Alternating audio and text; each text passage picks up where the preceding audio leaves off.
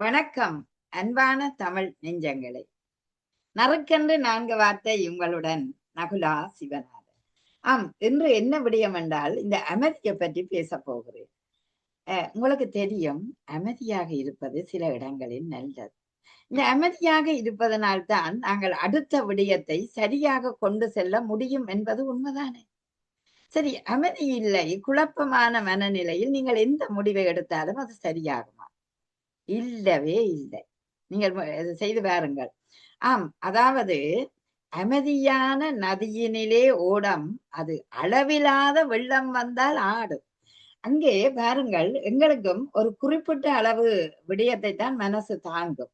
அதை விட மேலதிகமாக கவலைகள், கோபங்கள், வெறுப்புகள் வரும்போது மனம் வந்து அல்லலாடப்படும். குழப்பங்கள் நிறைந்ததாக வரும். குழப்பமான சூழ்நிலையில் நீங்கள் எந்த முடிவுகளையும் சரியாக எடுக்க முடியாது. வாழ்க்கையில நீங்கள் அப்படி முடிவுகள் எடுத்திருப்பீர்கள் என்று நினைக்கிறேன். அது சரியாக வந்ததா? இல்லவே இல்லை. சரியாக வரவே மாட்டுது.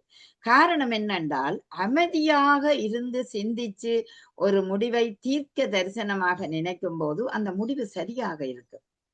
அந்த அமைதியின் புறப்படத்திலேயே சில விடயங்கள் மனதிலே பதிந்து விடுவதும் உண்டு. அப்படித்தான் உங்களுக்கு. குழப்பங்கள் நிறைந்த ஒரு வாழ்க்கையில நாங்கள் எப்போதுமே வாழக்கூடாது. அதனால்தான் பொறாமை, வெறுப்பு இவற்றை நீங்கள் பின்தள்ளி விடுங்கள். நீங்கள் சரியான இலக்கு நோக்கிய பயணத்துக்கு எப்போதும் முன்பாருங்கள். அந்த இலக்கு நோக்கிய பயணம் என்றால் உங்களுக்கு எந்த நேரம் அதை முன்னேற்றகரமாகவே மனசானது சிந்திக்கும். எப்போதுமே நாங்கள் பாசிட்டிவாக எண்ண வேண்டும். என்றால் பாசிட்டிவாக எண்ணினோம் என்றால் அதை நோக்கி நோக்கி நோக்கித்தான் எங்களோட எண்ணம் ஆழ்ந்த ஒரு பரப்புக்கு கொண்டு செல்லும்.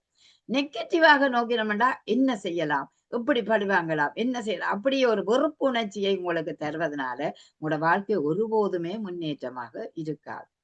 ஆதலால் சில விடயங்களுக்கு அமைதியாக இருந்தால் மௌனம் 1000 மடங்கு பெறுமதி என்று அறிஞர்களை கூறுகிறார்கள்.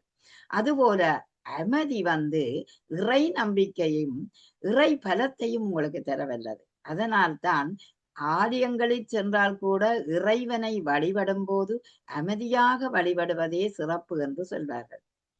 அந்த அமைதிக்கு பெயர்தான் சாந்தி என்று சொல்லுவார்கள். அதாவது ஒரு சாந்தி மனமாக அமைதி பெற்றிருந்தால் எங்களுக்கு பூரண அறிவை மனதிலே ஏற்ற முடியும். இதனால் தான் கால நேரத்தில் படிப்பது சிறப்பு என்றார்கள். ஏனென்றால் கால படிப்பு சால சிறப்பென்று ஏன் சொல்வார்கள்? அமைதியாக அந்த உள்ளம் இருக்கும். ஏன்னா நித்திரை கொண்டு எழுந்து நாங்கள் விழிப்போட எழுந்து நாங்கள் நிற்கும் போது எங்களுக்கு அமைதியான மனம் இருக்கும். ஆதலால் அமைதிதான் ஒரு வாழ்க்கையில நிறைய விடங்கள்ல தேவை. குழம்பிக் கொண்டு நாங்கள் நிற்க கூடாது. அந்த குழப்பங்களுக்கும் அமைதியாக இருந்து ஒரு தீர்வை பெற வேண்டிய தேவை இருக்கிறது.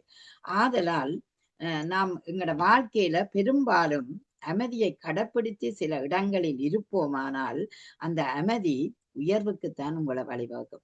அதுக்காக எல்லா இடத்திலும் அமைதியாக இருக்கலாம் என்று கேட்டால் இல்லவே இல்லை. நீங்கள் கருத்து சொல்ற இடத்துல கருத்து சொல்ல வேண்டும். தொடர்பாடல் ஏற்படுத்த வேண்டிய இடத்தை தொடர்பாடல் ஏற்படுத்த வேண்டும். குழப்பம் நிறைந்த நேரங்களில் நீங்கள் அமைதி பெற வேண்டும். அடுத்தது குடும்ப சூழ்நிலையில ஒரு விட்டு கொடுப்பு, புரிந்துணர்வு இவற்றை நீங்கள் கற்றுக்கொண்டு அமைதியாக இருந்தால் சில நேரம் அந்த குடும்பத்திலும் நல்லது செய்ய நீங்கள் முனையலாம், அல்லது நீங்க நல்லது செய்கிறீர்கள் என்று நினைக்கலாம். அதனால் சில குழந்தைகள் கூட குழப்படியான மனநிலையில இருந்தாலும் அவர்கள் ஒரு சமாதானத்தை நோக்கி ஒரு அமைதி பெறும் வரையில அவர்களுடன் எதிர்க்கருத்து வாதங்களை கூட நீங்கள் புரியக்கூடாது. ஆகவே அந்த அமைதியான சூழ்நிலையில் எங்கு உங்களுக்கு வருகுதோ அந்த ஒரு வெளியில் போய் நடமாடுங்கள், ஒரு பூந்தோட்டத்தை பாருங்கள், கடற்கரையை பாருங்கள், நல்ல பூக்களை பாருங்கள். இவையெல்லாம் உங்களுக்கு அமைதியை தரக்கூடிய இடங்களாகின்றன. ஆதலால் சில நேரம் வாழ்க்கை என்பது போராட்டம்தான். ஒரு குழப்பமான நிலையில் இருந்தாலும் அந்த குழப்பத்தை சீர் செய்யக்கூடிய நிலை அமைதிக்குத்தான் வரும். ஆதலால் அமைதியை எங்கு வருகிறதோ அங்கு அமைதியை கடைப்பிடியுங்கள் என்று கூறிக்கொண்டு விடைபெறுகிறேன். நன்றி.